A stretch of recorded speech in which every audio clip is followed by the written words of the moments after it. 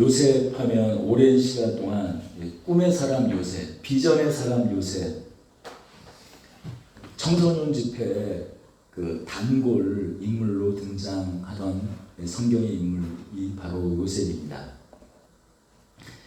하나님께서 꿈을 주시고 비전을 주셔서 형들의 종으로 팔려갔지만 여러 고난과 순환 속에서도 하나님을 향한 신실한 믿음을 잃지 않아 결국 총리가 되어서 그의 온 가족을 구원하였다.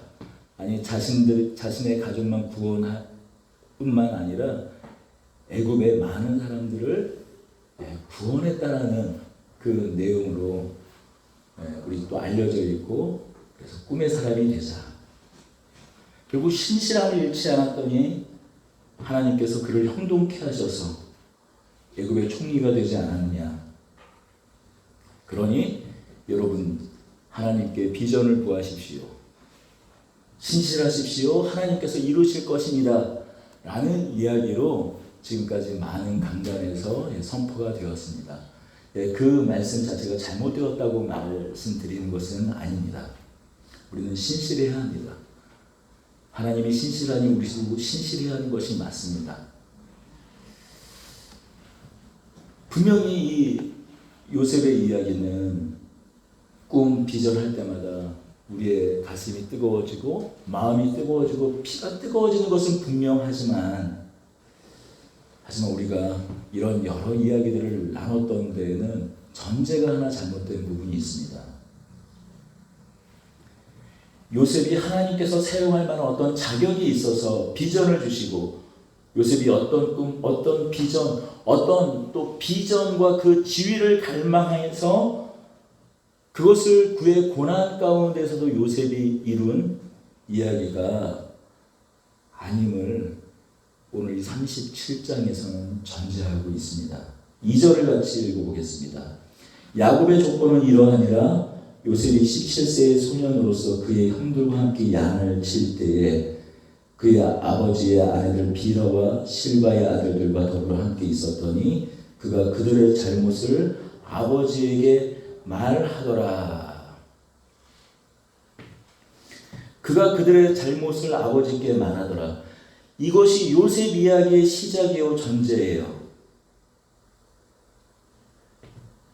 야곱의 공동체에 있어서, 이 야곱의 가족에 있어서 야곱은 속이는 자였다며, 지금 요셉은 어떤 사람입니까? 고자질하는 사람이에요.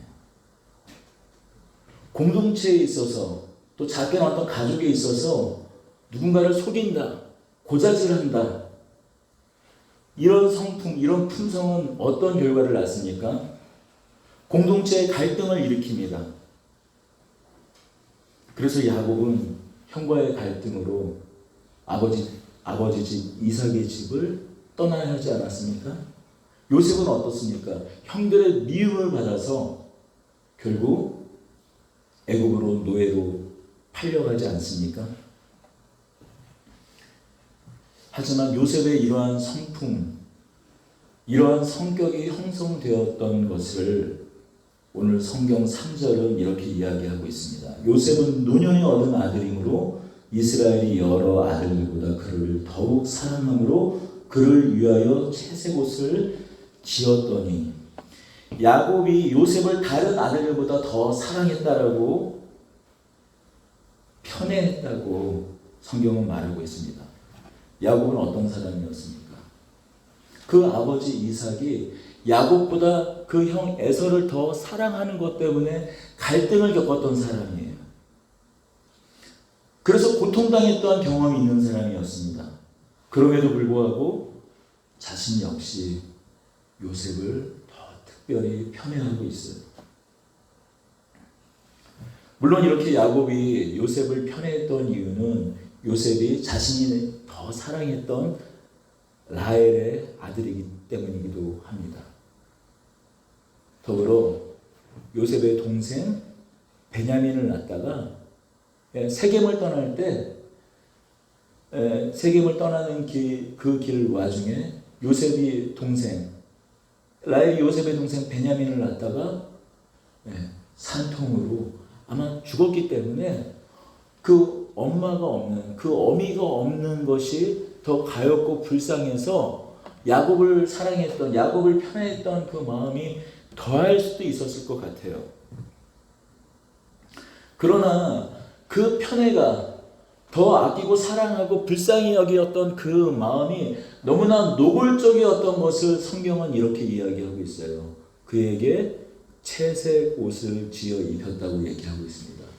채색 옷은 어떤 옷입니까? 염색된 옷이에요. 지금이야 우리가 화려한 색색의 옷을 다양한 컬러로 염료를 사용해서 또 염색된 옷감을 사용해서 다양한 컬러의 옷을 입고 자신의 개성을 드러내지만 당시에 지금부터 약 3,500년 그 즈음에 채색 옷이라는 것은 왕족의 옷, 귀족의 옷이었어요. 염료가 귀했기 때문에 채색 옷은 왕족과 귀족들만 입을 수 있었습니다. 대부분의 사람들은 아주 거친 무명 옷을 입을 수밖에 없었어요. 양털이나 염소털로 짠 아주 거친 옷을, 베옷을 입을 수밖에 없었습니다. 그런데 그 아들을 위하여 채색 옷을 지어 입혔다고 성경은 이야기하고 있어요. 12아들이 쭉 있는데 그 중에서 전부 다 거친 무채색 옷을 입고 있는데 그 중에 딱 하나들만 화려한 채색 옷을 한번 입었다고 생각 한번 해보십시오.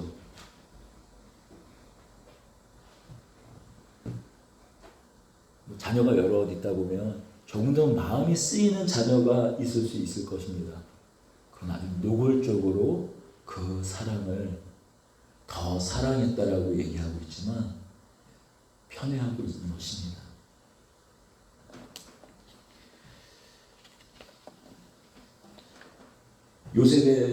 요셉을 향한 그 편애가 노골적이었어요.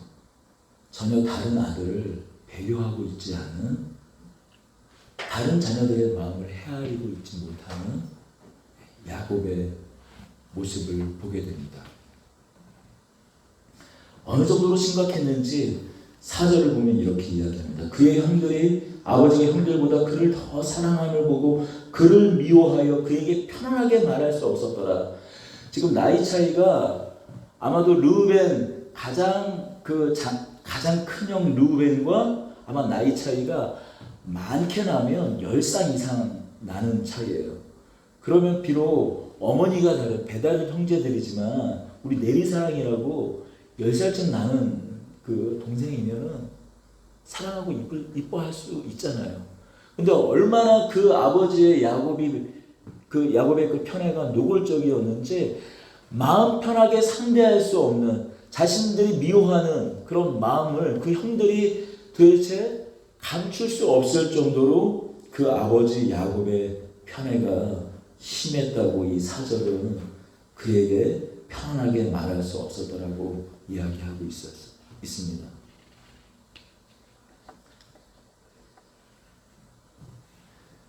물론 이 야곱의 이러한 편애가 야곱의 성품, 야곱의 성격에 영향을 미쳤겠지요. 하지만 오늘 2절에 보면 요셉의 나이가 17세, 17살이라고 이야기하고 있어요. 우리나라 나이로 17살이면 계산해 보니까 고1이더라고요. 여러분 주위에 고1 한번 보십시오. 그냥 애죠, 애. 하지만 당시에 17살이면 그냥 청년이에요, 청년. 약 13살 즈음에 성인식을 하니까 중근동 지방은 지금도 13살쯤 되면 성인식을 치르지 않습니까? 그러면 17세 되면 자기 앞가림을 하는 청년의 때예요. 이미 자신의 성격과 성품이 이제 어느 정도 완성된 나이라는 거예요. 하지만 뭐 어렸을 때야 고자질도 할 수 있고 그렇다지만 이미 이제 장성, 거의 청년이 돼서 장성했음에도 불구하고 이 요셉의 인격이, 요셉의 성품이 변함없이 그 편애 속에서 남들을 배려하지 않고 형들을 배려하지 않는 그런 것이 이후에 그의 요셉이 꿈을 통해 또 꿈을 이야기하는 것을 통해서 잘 드러내주고 있어요. 요셉이 꿈을 꾼 것을 형들에게 말해주는 이 부분에서 보면 이 요셉이란 이 친구가 사람들에 대한, 형제들뿐만이 아니라 다른 사람에 대한 배려심이 단 1도 없는 사람인 것을 보여줘요. 요셉이 꿈을 꿉니다. 추수에서 곡식단을 묶어요. 자신이 묶은 단이 갑자기 벌떡 일어서고 나머지 곡식단이, 형들이 묶은 곡식단이 자신이 묶은 그 곡식단을 향해서 절하는 꿈을 꿉니다. 이 꿈을 형들에게 이야기해요. 우리가 밭에서 곡식단을 묶더니 내 단은 일어서고 당신들의 단은 내 단을 둘러서서 절하더이다. 물론 형제들과 관계가 원만하다면 이런 꿈 정도 이야기할 수도 있겠죠.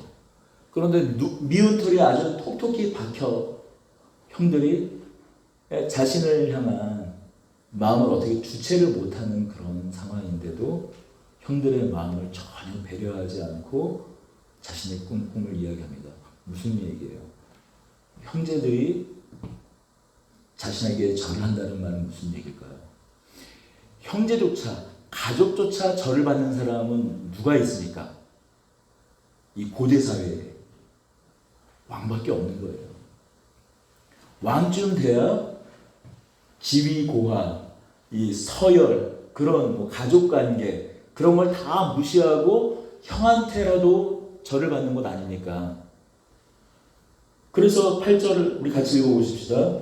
그의 형들이 그에게 이르되 내가 참으로 우리의 왕이 되겠느냐? 참으로 우리를 다스리게 되겠느냐 하고 그의 꿈과 그의 말로 말미암아 그를 더욱 미워하더니.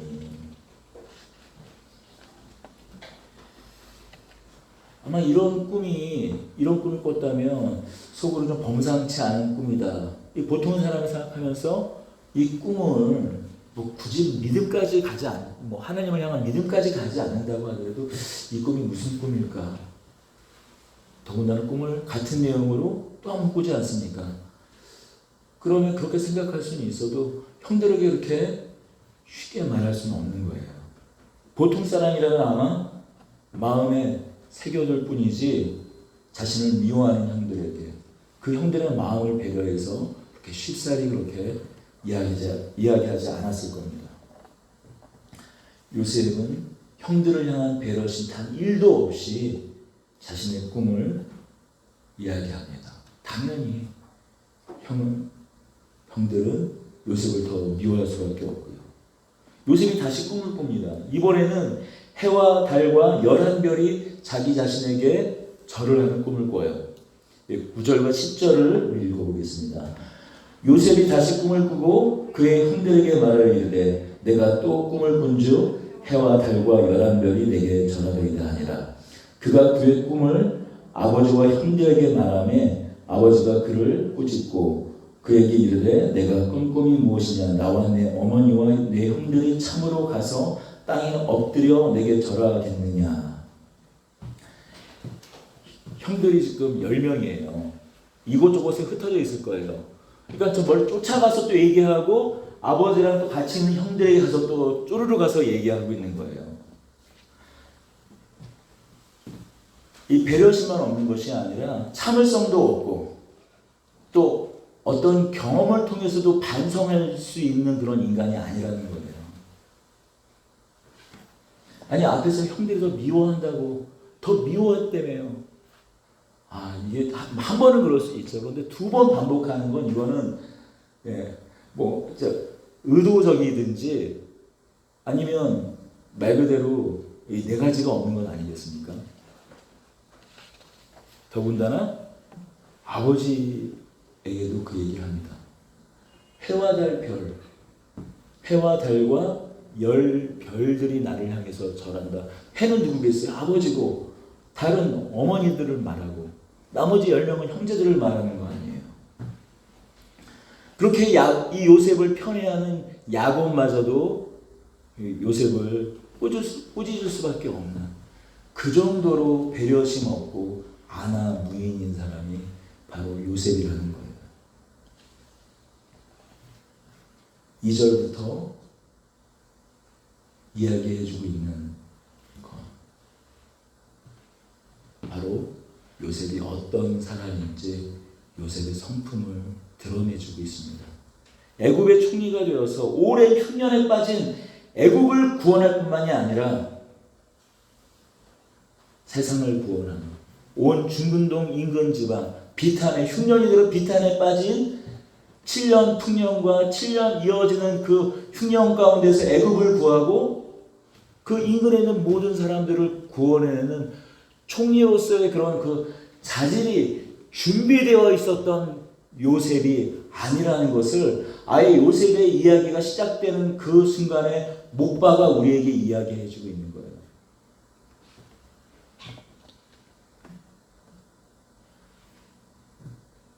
오늘 본문은 1절에서 이렇게 시작합니다. 야곱이 가나안 땅 곧 그의 아버지가 거류하던 땅에 거주하였으니 야곱의 족보는 이러하니라. 요셉이 17세의 소년으로 그의 형들과 양을 칠 때에 요셉의 이야기는 곧 야곱의 이야기이기도 합니다. 요셉의 이야기는 또 야곱의 이야기입니다. 야곱이 가나안 땅에 들어와 세겜에서 집안이 멸절될 위기에 처합니다. 하지만 다시 하나님께서 개입하셔서 하나님께서 야곱의 가정을 구원하십니다. 그러나 아버지 있는 곳 헤브론에 돌아와 살았더라라고 끝나지 않고 여전히 해결되지 않는 그 내면의 문제들로 인해 새로운 갈등이 시작됩니다. 요셉이 겪는 이 갈등은 곧 야곱이 겪었던 갈등이 끝나지 않았음을 이야기해 주는 거예요. 야곱이 그 깨어진 가정에서 겪게 되었던 그것이 아직도 해결되지 않은 채 다시 요셉에게 이어지고 있음을 지금 보여주고 있습니다. 이야기가 끝이 아니라는 거예요. 여러분, 우리들은 이렇게 배워오고 이렇게 기대합니다. 예수님을 믿고 구원받으면 모든 고통, 모든 문제가 해결이 된다고 말하고 또한 우리는 그것을 기대합니다.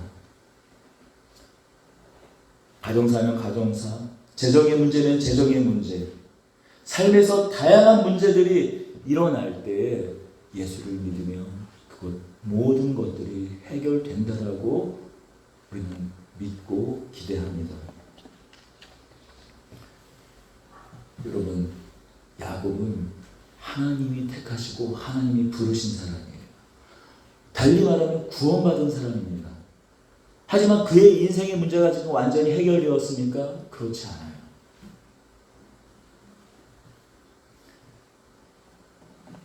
다시 요셉의 이야기가 시작됩니다만 오늘 성경은 우리에게 무엇을 이야기해 주고 있습니까?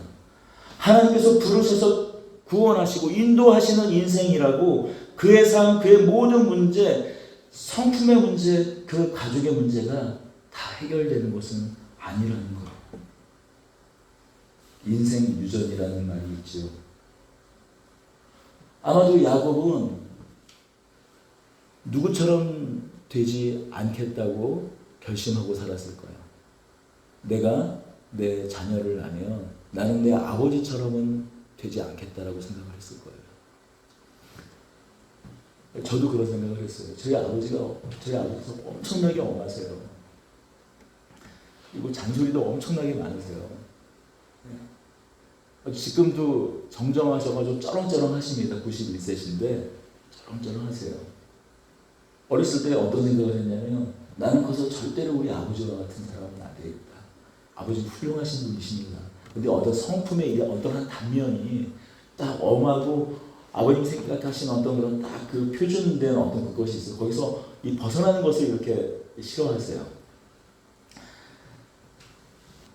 근데 제가 아버지랑 똑같더라고요. 불쑥불쑥 저희 아버님과 저랑 어떻게 판박이인가 하는 그런 모습을 보면서 깜짝 놀랍니다.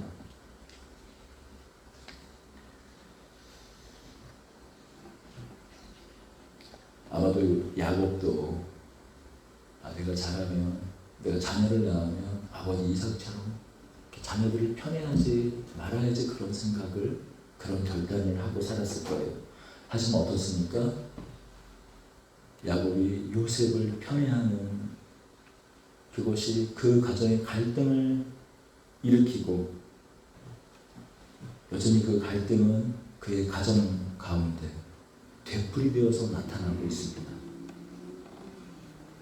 그렇다면 우리는 이렇게 질문하게 됩니다. 도대체 그럼 하나님을 믿는다는 것과 안 믿는 것의 차이는 도대체 뭐냐라고 물을 거예요. 그렇지 않습니까? 도대체 하나님을 믿는 것과 안 믿는 것이 도대체 우리에게 어떤 차이가 있고 어떤 유익이 있는가, 우리는 묻게 됩니다. 바로 이제부터 시작되는 이야기가 바로 그 이야기를 하고 있습니다. 창세기 마지막까지 이제 하고 있는 이야기가 도대체 그러면 하나님을 믿는 것과 안 믿는 것의 차이가 도대체 뭔데? 하나님께서 부르시고 하나님께서 구원하신 인생이 도대체 무엇이 다른 건데? 라고 이야기를 하고 있는 거예요.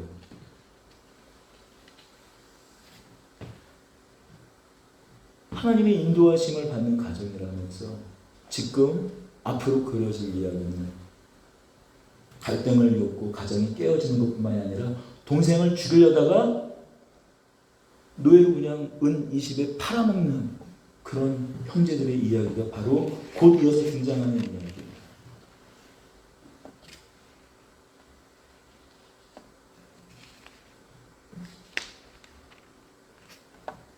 20절을 우리 한번 같이 읽어보겠습니다. 자, 그를 죽여 한 구덩이에 던지고 우리가 말하기를 악한 짐승이 그를 잡아먹었다 하자. 그의 꿈이 어떻게 되는지를 우리가 볼 것이니라 하는지라.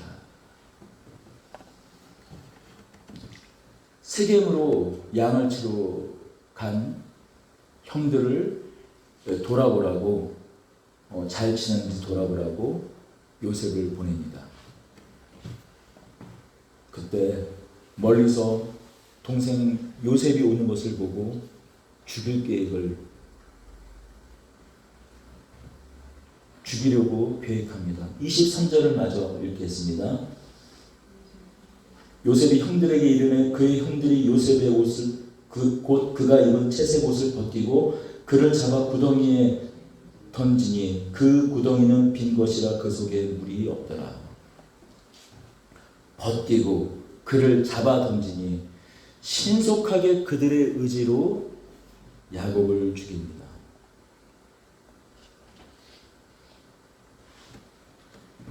도대체 이들의, 이 형제들, 이 야곱의 가정에서 보이고 있는 모습은 무엇입니까? 마치 오늘날 우리가 신문지상에서 뉴스를 통해서 보는 그 끔찍한 그런 일들을 똑같이 보게 될, 오늘날 뭐 세상 말세라고 그렇게 얘기할 필요가 없어요. 게임방에서 게임하다가 아이가 물을 마시는지 젖을 먹는지 마는지 어떻게 하는지 모르다가 그 죽는 그런 일들, 그게 세상이 말세라고 있는 일이 아니라 오래전부터 그냥 인간사회에 있던 그냥 그런 일들이에요. 우리가 겪게 되는, 우리가 지금 만나게 되는 오늘 현대사회에서 만나는 어떤 그런 일들이 더 특별히 인간이 더 악해져서 겪게 되는 일이 아니라, 아니요, 그냥 사람이 그런 존재라고 야곱의 집에 일어나는 일이에요. 지금. 그것도 하나님이 부르시는 사람의 그 집안에 일어나는 일입니다.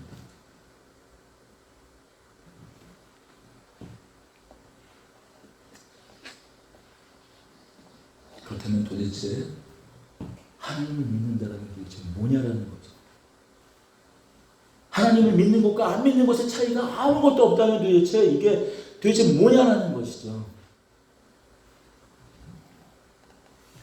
제 개인적으로 창세기 1장부터 강의하면서 얻게 된 가장 큰 유익이 있었다면, 우리가 고백하는 은혜가 풍성한 하나님, 그 하나님의 은혜와 하나님의 그 풍성함을 이해하게 되었다는 것입니다.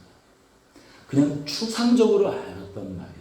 하나님께서 풍성하시다라는 이 말을, 하나님 풍성하십니다라는 그 말의 뜻을 사실 솔직히 고백하자면 지금까지 회심하고 15년이 지난 이때까지도 그걸 추상적으로 알고 있었습니다.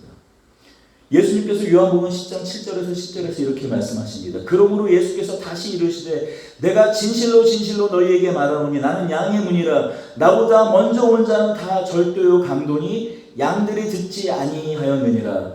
내가 문이니 누구든지 나로 말미암아 들어가면 구원을 얻고 또는 들어가며 나오며 꼴을 얻으리라. 도적이 오는 것은 도둑질하고 죽이고 멸망시키려는 것뿐이요 내가 온 것은 양으로 생명을 얻게 하고 더 풍성히 얻게 하려는 것이라. 하나님은 풍성하신 하나님이세요.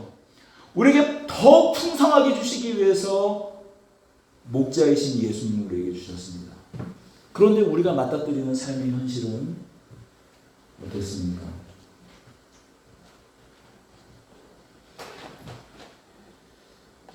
하나님께서 풍성하시다 할 때 그 풍성함이 실감나게 사실 와닿습니까?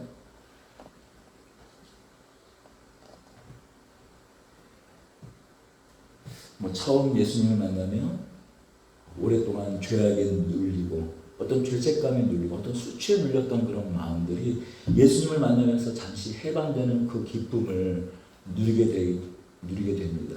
또 잠깐 또 재정의 문이 열려서 여러 어려움들이 해결되기도 합니다. 하지만 그러나 어떤 시간들이 지나가면 나의 삶의 모든 부분들이 다시 이전으로 돌아가거나 아니면 또 그 이전보다 더 못한 경우로 가는 경우가 성도의 삶의 부지기수예요.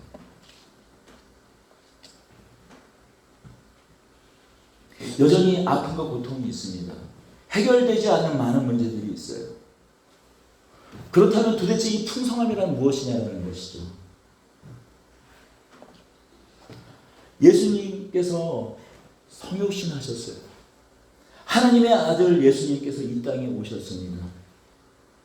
그래서 예수님이 이 땅에 오신 그때부터 하나님 나라는 이미 시작되었고 언젠가 예수님께서 다시 오실 때 하나님 나라는 완전하게 성취된다라고 우리는 믿습니다. 이미 예수님께서 이 땅 가운데 오신 이후로 하나님 나라가 시작되었는데 왜 우리는 이 하나님 나라를 온전히 누리지 못하는 것 같냐라는 것이죠. 왜 그 풍성한 하나님 나라의 그 은혜를 우리는 누리지 못하는 것 같냐라는 것이죠.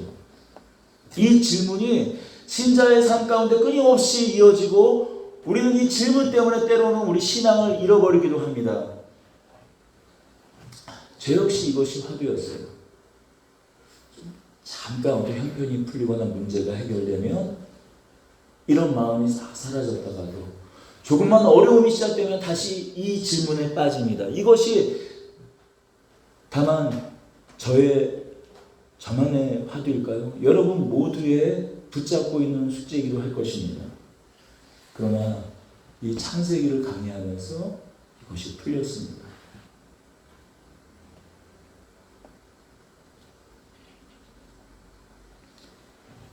야곱이 요셉을 편애했습니다.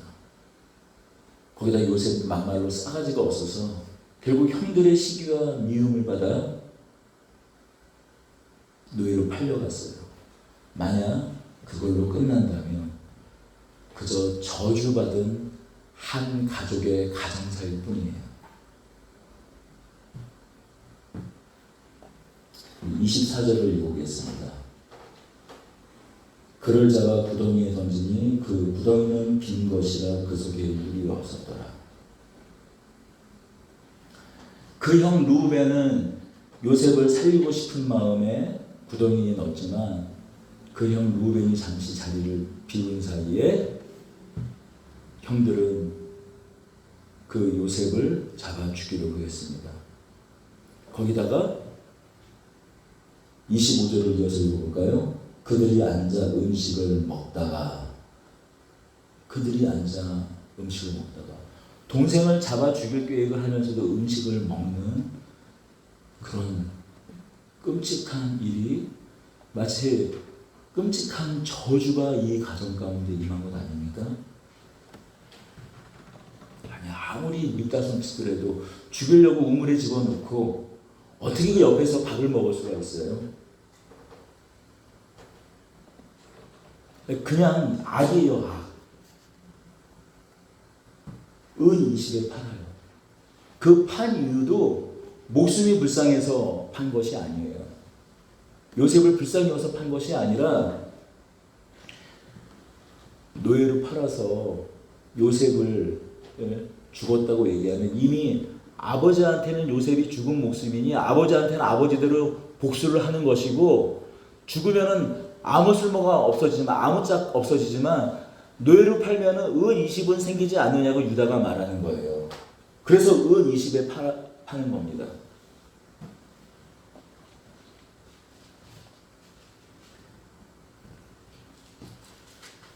이렇게도 생각하는 사람이 있더라고요. 야, 형들이 만약 은 20이 안 팔았으면 요셉이 총리가 될 수 있겠냐고 또 그런 생각을 또 하는 분도 계시지만 그거는 야 유다가 가룟 유다가 예수님을 팔지 않았으면 어떻게 십자가에 못 박혔냐라는 말과 똑같은 얘기예요. 예수님은 유다를 자신을 팔자로 부르지 않으셨어요. 제자로 부르셨습니다. 십자가에 돌아가시기 6월절 전날 밤에 유다의 발도 씻기셨어요. 그도 정결케 되어서 그도 그 마음을 돌이켜 온전한 제자가 되기를 원하셨습니다. 이미 예수님께서 마지막 3년째 예루살렘에 오르셨을 때 이미 예루살렘에 있는 모든 종교 지도자들은 예수님을 죽일 준비 그 모든 것을 그 마음을 결단한 상황이었어요. 유다가 팔지 않았더라도 다른 사람 제자가 아닌 그 누군가라도 밀고를 해서 예수님은 십자가에 못 박혀 돌아가셨을 것입니다. 우리의 죄를 위하여 돌아가셨을 것입니다. 이미 수없이 그 이야기를 나는 우리의 죄를 위하여 오신 하나님의 아들이신 것을 수없이 되풀이해서 말씀하셨어요.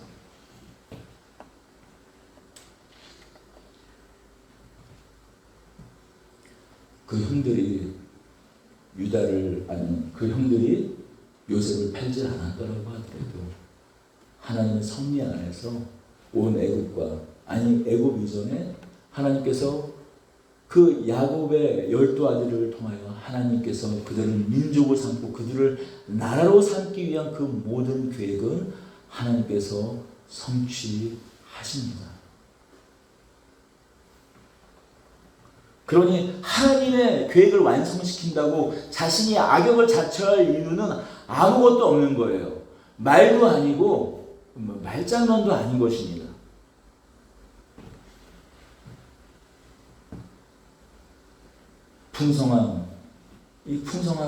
풍성하다는 의미는 무엇일까요?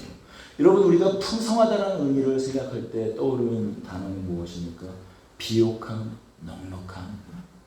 여러분이 생각하는 그런 단어들 있지 않습니까? 하지만 성경이 말한 이 풍성함의 의미는 무엇입니까? 성경이 창세기부터 계속 추적해주고 말하고 있는 이 풍성함의 의미는 무엇입니까?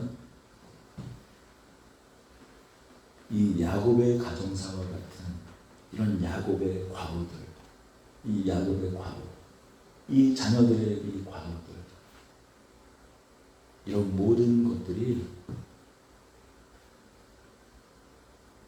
하나님 안에서 손해가 되지 않는다는 것. 인간이 상상할 수 없는 형제간에 있을 수 없는 참혹한 악을 저질렀지만 하나님은 오히려 이 일들을 하나님의 구원의 역사를 만드는 데 사용하고 계세요. 야곱의 가족만을 살리는 것이 아니라 애굽의 온 사람들을 살립니다. 여러분 이것이 하나님의 풍성함이에요. 하나님의 풍성함이라는 궁극적으로 하나님의 일하심, 하나님의 구원과 관련된 의미입니다. 하나님이 구원하시는 것은 다만 우리의 먼 미래만이 아니라는 것입니다. 오늘도, 아니 우리의 과거도 함께 구원하신다는 것입니다. 먼 미래에 구원받아 천국만 가는 것이 아니라 우리가 구원을 받았다는 것은 오늘도 구원을 받고 구속함을 받고 우리의 과거조차도 우리가 끔찍하게 생각한, 우리가 가장 최악, 아니 생각조차 하고 싶지 않은 그런 것조차도 하나님께서 그것도 구속하고 구원하신다는 의미예요. 요셉이 팔려가 그저 노예로 끝났다면 형제들의 그 악함은 그냥 악이요 저주에 불과하죠. 물론 이 이야기는 앞서서 얘기했지만 이 형제들의 악함이 구원을 만들어냈다라는 이야기는 결코 아닙니다. 형제들이 도저히 돌이킬 수 없는 이 악함마저도 하나님께서 하나님의 구원의 계획의 일부로 바꾸어 놓으신다는 거예요. 그것마저도 하나님께서 사용하신다는 겁니다. 저주가 되게 않게 하신다는 거예요.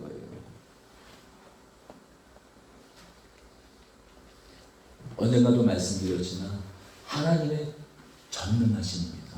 우리는 하나님의 전능하심을 무엇이라고 생각합니까? 하나님께서 마음대로 하고 싶은 거 모든 걸 다 할 수 있다라고 생각해요. 못하시는 게 없다라는 그런 의미로 생각할 때가 많이 있습니다. 그냥 무엇이든지 할 수 있는 분. 물론 그런 의미를 가지고 있지만 그것보다 훨씬 깊은 의미를 가지고 있습니다. 하나님께서 계획하신 것, 하나님께서 이루고자 하는 것을 반드시 이루고 마시는 능력이 있다는 것이에요. 인간의 그 어떤 악함도 하나님께서 계획하고 하나님께서 작정하고 하나님께서 하시려는 그 뜻을 돌이켜 바꿀 수 없다는 의미입니다. 또 어떤 사람들은 이렇게도 얘기해요. 하나님께서 요셉을 총리로 만들기 위해서 이 형제들에게 악한 마음을 심어줬다라고 얘기를 해요. 여러분, 그건 하나님을 몰라도 너무 모르는 일입니다. 하나님께서는 아무리 그의 선하신 뜻을 이루시기 위해서 그것을 수단화해서, 악을 수단해서 사용하시는 분이 아니세요. 사람들은 어떻습니까? 우리 사람의 실용주의는 어떻습니까? 결과만 좋으면 좋은 거라고 얘기해요. 중간에 많은 악한 일이 있었지만 그렇게 해서 결과가 좋으니 그 사이에 있었던 거는 다 용납할 수 있는 것 아니냐, 그렇게 우리는 생각하지 않습니까? 그것이 우리 사람이 생각하는 실용성이고 합리성 아닙니까? 그러나 하나님은 악하지 않으신 분입니다. 하나님의 뜻을 위해서, 하나님의 어떤 역사를 위해서, 하나님의 일하심을 위해서, 그것이 아무리 선한 일이라 할지라도 악을 사용하지 않았어요. 형들이 그 동생 요셉을 판 것은 자신들의 의지예요. 멀리 동생이 오는 모습을 보고 죽일 계획을 바로 세웁니다.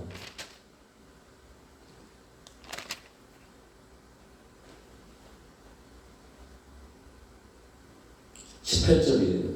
요셉이 그들에게 가까이 오기 전에 그들이 요셉을 멀리 보고 죽이기를 꾀하고, 자신들의 분노 그 마음으로 죽이기를 꾀했어요. 그리고 요셉이 오자 셋의 옷을 벗기고 그를 잡아 구덩이에 던지니, 벗기고 잡아 구덩이에 던지니, 신속하게 그것을 바로 하나하나 차근차근 자신들의 의지, 자신의 뜻, 자신들의 계획에 따라 저지르는 한 인간의 모습들이 그대로 드러나는 거예요. 하나님이 그들의 마음을 심어줘서 한 것이 아니라 자신들의 뜻과 그의 의지대로 한 것이지. 그럼에도 불구하고 하나님께서 그런 악함마저도 하나님께서 뒤바꾸셔서 하나님의 선한 역사를 이루신 것이지, 그들의 마음을 심어줘서 그렇게 하지 않는다는 것이에요. 우리가 이 부분을 착각하고 놓치면 안 되는 겁니다.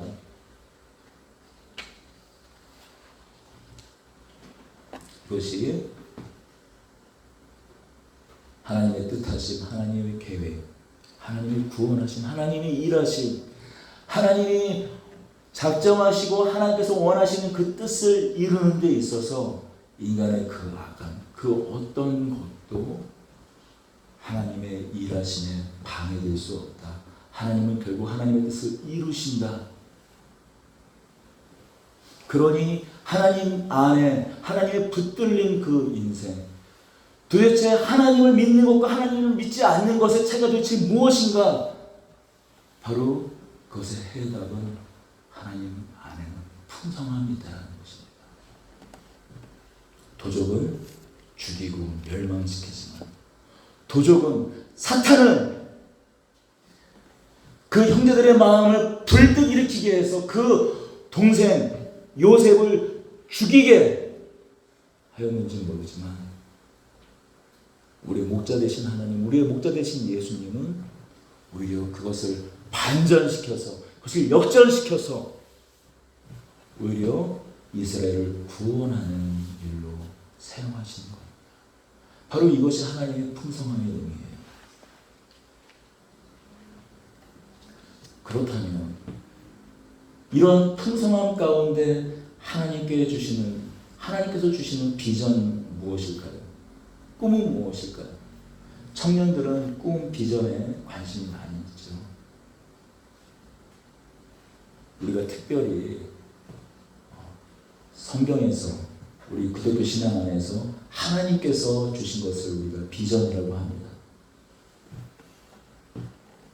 하나님께서 어떤 비전을 주실 때는 하나님께서 그것을 만들어 가신다는 의미예요. 여러분, 어떤 사람도 자신이 직접 꾸고 싶은 꿈을 꾸는 경우는 없어요. 물론 어떤 일들을 자꾸 겪게 되면 그 일이 상념 가운데 계속 자리 잡아서 그와 연관되는 꿈을 꾸긴 하지만, 내가 갑자기 무슨 꿈을 꾸고 싶다고 그래가지고 꿈을 꾸지는 않죠.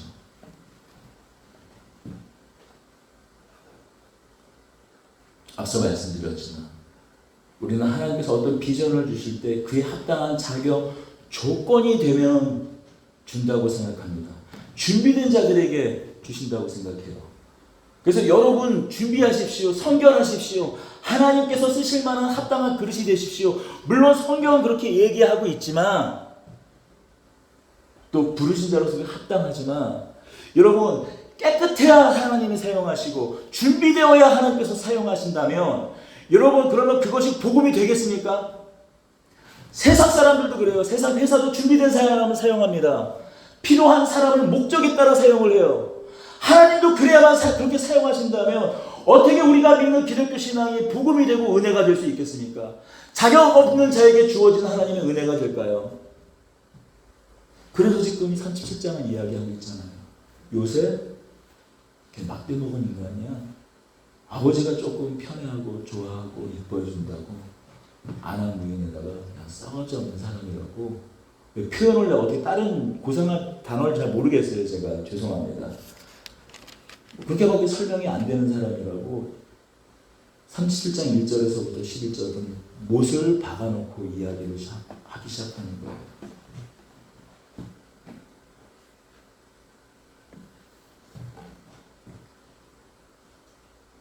도대체 하나님이 주시는 꿈이란 무엇일까요? 하나님이 주십니다. 그러나 우리의 비전, 우리가 그토록 소원하고 원하는 그 비전은 하나님께서 그 비전을 주실 때 하나님께서 이제 그를 만지시겠다 라는 의미입니다.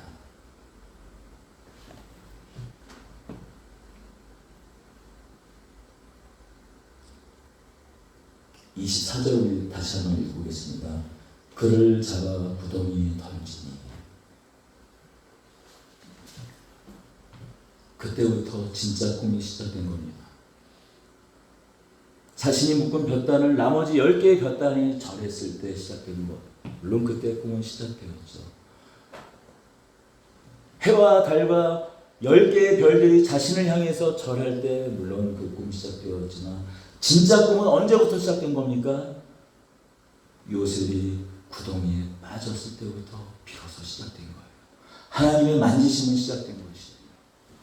주변을 전혀 돌아보지 못하고 하늘도 쳐다보지 못하고 하나님의 두려움인지 하나님이 어떤 분이신지도 알지 못한 채 그저 자신에게 준 꿈이 자신을 향하던 야망, 그저 그 많은 형제 중에서 그 막내쯤으로 자란 것에 대한 그 서운함 때문인지 그저 그냥 하나님이 주신 그 꿈을 너무나 가볍게 취급하고 그러한 야곱에게 언제 비로소 이것이 하나님의 꿈이 되었을까요? 하나님이 주신 꿈이 되었을까요? 깊은 구덩이에 빠졌을 때부터입니다. 보이는 것은 하늘밖에 없어요. 몇 도, 아래는 바짝 마른. 형들이 그냥 가버린다면 며칠 되지 못해 죽을 수밖에 없는 깊은 무덤이. 기어 올라갈 수도 없이 보이는 것은 하늘뿐입니다. 아마도 요셉은 그때 처음으로 하늘을 바라봤을 것이에요. 자신을 바라보는 하나님을 바라보았을 것입니다. 그리고 그 짧은 구덩이에 있는 그 몇 시간 동안 무슨 생각을 했을까요? 자신이 했던 그 수많은 과거들을 생각하지 않았을까요? 왜 형들이 나를 이렇게까지 할까? 그도 사람이었기에 그런 생각을 했을 것입니다. 하나님의 꿈에 붙들린다라는 것, 하나님께서 자신의 섭리 안에서 어떤 구체적인 비전을 한 사람 가운데 주신다라는 것, 그것은 이제 그를 만지신다라는 뜻이에요. 그를 만지시고 그를 만들어 가신다라는 것이에요. 하나님께서 원하시는 그 인격의 성숙함까지 하나님께서 하신다는 겁니다. 그래서 오직 하나님을 바라보게 하신다는 겁니다. 여러분, 여기서부터 진짜 이야기가 시작되는 겁니다.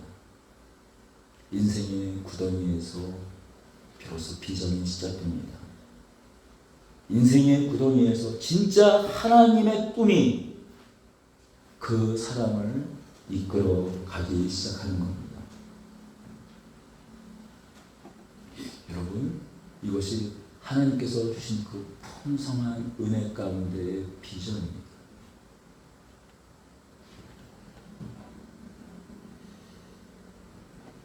혹시 우리 안에 있는 하나님을 향한 의문들, 소망과 꿈은 있으되 여전히 마치 철벽처럼 깊은 이 구덩이와 같은 그런 어떤 절망 속에 있다면 여러분 기억하십시오. 이 하나님의 꿈이, 하나님이 우리를 향한 꿈이 그 깊은 구덩이 가운데, 환난과 고난 가운데 시작하고 있는 것을 기억하시기 바랍니다. 바로 그러한 하나님, 끝내 그 어떤 역경 가운데에서도, 악함 가운데에서도, 대적함 가운데에서도 하나님의 뜻과 계획을 이루시는 그 하나님의 그 풍성하신 가운데 우리가 붙잡혀 있다는 것을 여러분 잊지 마시기 바랍니다. 그런 하나님 앞에 소원을 품고 소망을 두는 저와 여러분들을 축복합니다. 기도하겠습니다. 은혜와 사랑의 하나님 아버지, 이 외에는 풍성한 은혜입니까? 우리 인생 가운데 주시는 하나님의 그 소망으로 인하여 우리가 감사와 찬송을 드립니다. 주님, 우리가 오늘만을 바라보지 않습니다. 과거에 연연해서 살지 않습니다. 그 이유는 하나님께서 붙드신 자들 가운데 그 모든 것을 뒤집어 하나님 뜻 가운데 이루시는 그 전능하신 하나님, 그 하나님의 열심이 우리를 사로잡고 있음을 우리는 알기 때문입니다. 우리가 지금까지 이 창세기를 통해서 그 하나님의 은혜와 사랑을 바라봅니다. 다만 바라기는 이 말씀 안에서 하나님을 바라볼 뿐만이 아니라 우리 인생을 하나님께 드리는 저희 몸을 더드린 가족들 될 수 있도록, 우리 또 자녀들이 될 수 있도록 하나님 은혜 베풀어 주시옵소서. 하나님께서 붙잡으신 그 손을 놓지 말아 주시옵소서. 그래서 우리의 시간, 우리의 삶에서 하나님께서 타신 바 그 목적을 이루어 하나님의 영광, 그 빛을 바라보며 즐거워하는 저희들 될 수 있도록, 기뻐하는 저희들 될 수 있도록, 이미 그 기쁨의 길, 그 길을 걸어가고 있음을 감사와 찬양으로 고백하는 저희들이 될 수 있도록 주님 은혜 베풀어 주시옵소서. 우리 주 예수 그리스도의 이름으로 기도드리옵나이다. 아멘.